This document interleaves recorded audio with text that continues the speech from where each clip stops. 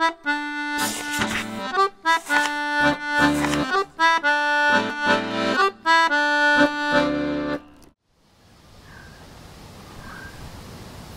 is Annette Swart. Ek bly in Pretoria, maar ek is afkomstig van die Kaap en dit is herinneringe wat ek daar het waarvan ek graag wil vertel. Ons het op 'n klein plaasie gebly aan die voet van die Heksrivierberge. My pa was 'n onderwyser, maar hy het 'n plaasie gehad om te boer, so huis in en uit by die huis.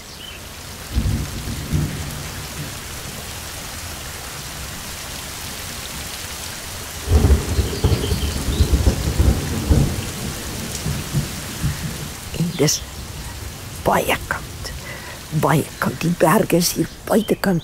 Jy kan so elke nou en dan uithardloop en kyk. Ja, die wolke lig. Ja, dis wit gesneeu. En dan hardloop jy terug en staan voor die vuurtjie. Maak jou warm.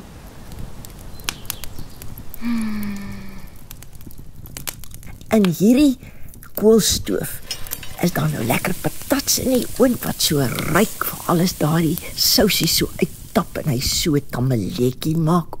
Heerlik.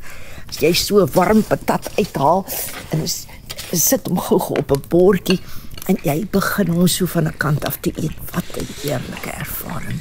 Natuurlik kook daar ook 'n bossie tee in een hoek en 'n koppie koffie in 'n ander hoek.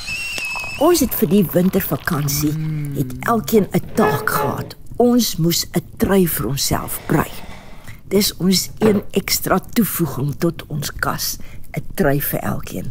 Die wol was nog in sulke lang stringe wat jy tussen jou hande hak en dan een draai, die ander een lig dit hou die wol dan vas en so maak jy die bolle dan op en dan brei ons. Aan die einde van die vakansie moet hierdie trui klaar gebrei wees, want dan gaan jy nou skool toe en dan is dan nie tyd vir sulke soort van dinge nie. My oudste sussie was nie baie goed met die brei nie. Sy het nooit klaar gekry nie, want sy het te veel mure in haar wat se naam gehad.